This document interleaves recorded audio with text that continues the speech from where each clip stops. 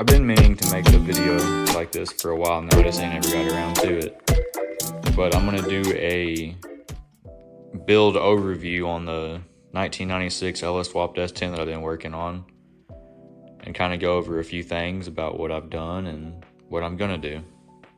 So I bought this truck from a guy down in Tennessee for, I want to say, roughly $3,500, and it was already LS swapped. It had a 4.8 out of I think he said an express van, just a basic build, Trailblazer SS intake, 799 heads, Elgin stage 2 cam, Pack 1218 valve springs. And as far as the motor, I haven't changed anything. I haven't done anything with it. Whenever I bought it, it could run, pull into a driveway, pull off a trailer, but it couldn't go down the road. It didn't have no cooling system pretty much. So I had to redo the cooling system on it, redo all the wiring and everything else like that, make sure all the headlights work, tail lights, turn signals. So I had to redo all the wiring. Whenever I bought it, the interior was gutted. And since then, I've put the interior back in, did all my switch panel and stuff, my thing for the Terminator, all that good stuff.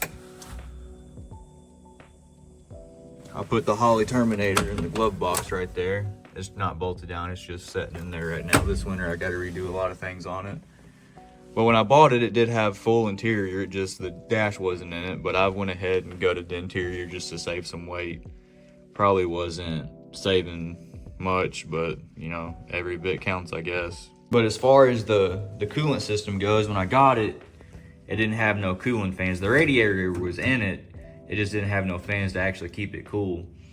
So what I did was I had to recess the radiator into the core support, because it usually sets probably about right there, but now it sets in the core support. That way I had space for my fans. I just went with some Dodge Intrepid 2-speed fans, and it keeps it cool. It don't get much above probably 170, 180.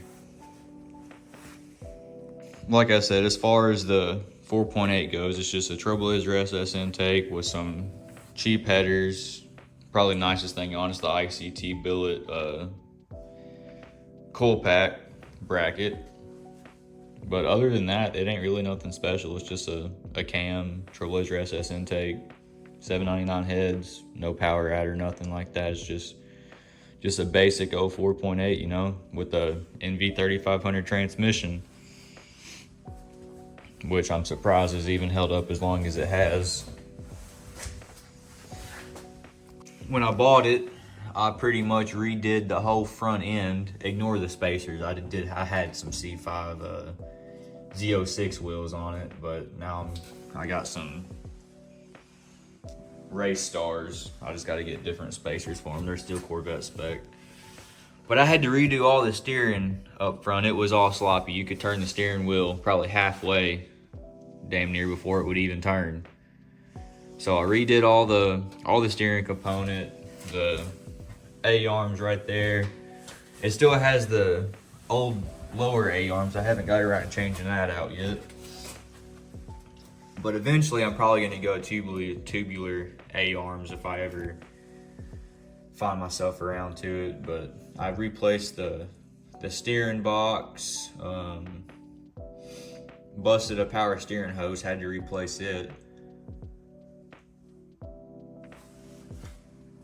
Moving on to the rear of the truck, whenever I bought it, it had the GM 7.5 rear end out of I think a 4-wheel drive Blazer, and it was a little bit wider than stock, but it wasn't the 8.5, so it was still a 7.5. And it wasn't long after I got it running and driving that I ended up twisting an axle in half. I sheared it off at the splines, and the other axle was twisted as well on its way to being sheared off. So now it's got a Ford 8.8 rear end with a 410 gears and an LSD out of a early 2000s model Ford Explorer.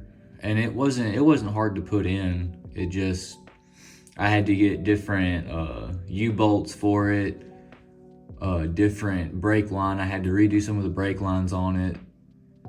And you know, just the basic stuff, different drive shaft flange, just basically all the stuff to get it put in. There's tons of videos out there on how to do it. I'm not gonna go that in depth on it. As far as suspension, it's all stock suspension. It's just got some slapper bars on it, but soon I will like to put some Caltrax on it to hopefully get it to hook a bit better and not have as much wheel hop. I put these on because it had such bad wheel hop that you couldn't launch it. It would just, you felt like it was about to break everything under it. These definitely helped with the wheel hop. There's still some slight wheel hop and it still has no traction whatsoever. Here's that axle from that 7.5 that I sheared off. It twisted it right in half. As far as the wiring goes, it's nothing special. Just a lot of automotive wiring from various part stores, some off of Amazon, connectors, stuff like that, fuse boxes.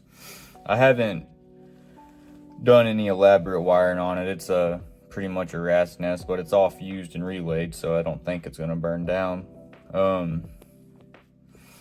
You know, I did my kill switch thing for the main power, kind of like a key, I guess. You can take it off, take it with you if you go in somewhere. As far as transmission goes, it's just a 5-speed NV3500. I think that the dude said it came out of a full-size truck, but I'm pretty sure it just came out of an S10 because it's in the right shifter location, I'm pretty sure. But it's on its way out. It's loose as can be. It grinds every time it goes into fifth. If you try to power shift it into second at high RPM, it doesn't go. And when it does go, it's a wonder it hasn't grenaded. Every once in a while you can shift it first through third and get it to really go into third good, but I mean it's sloppy. It's like a dump truck transmission is what it feels like. You got to shift it slow, got to double clutch it. It's just not for performance whatsoever. Moving on to the things that I'm gonna do to the truck. Right now I'm currently doing some body work on it to hopefully wrap it this winter. I don't know if I'm gonna paint it. I don't got the stuff to paint. I don't got a paint booth or the knowledge to paint either. But I got a new style front end for it because it's a 96, so it has the old style front end. It's got the old style grille, the old style headlights and bumper. But in this mess of a bed, I got the new core support for it, new bumper. Got the headlights setting in the floorboard here, which I'm probably gonna end up replacing those with some better looking aftermarket headlights anyways. As far as other plans, I got a beast of a T56 right here. I actually traded a motorcycle for it. I had a 2016 FZ09 I traded for it. Some would call me dumb. I had a few friends that was like, why are you trading your bike off for it? And I'm like, well, that's a $6,500 transmission right there, so why not? I got it from a guy down in Tennessee. He had it built for his Fox body Mustang that was pushing well over 1,000 horsepower. And he said that it's built to hold around 1,000 horsepower, give or take. He said he bought a brand new Tremec T56 transmission. I don't know where he bought it from, but they're about $3,500 brand new. And he sent it out to American Powertrain to have them build it. So it's been, I don't know if I'm gonna pronounce this right, cryo treated. It's got polished gears in it, or micro polished gears and a few other goodies. It's got a nice white lightning shifter on it from American Powertrain. And he gave me a clutch for it, as well as a throwout bearing, all that good stuff. And you know, hopefully we'll be able to get it thrown in this winter.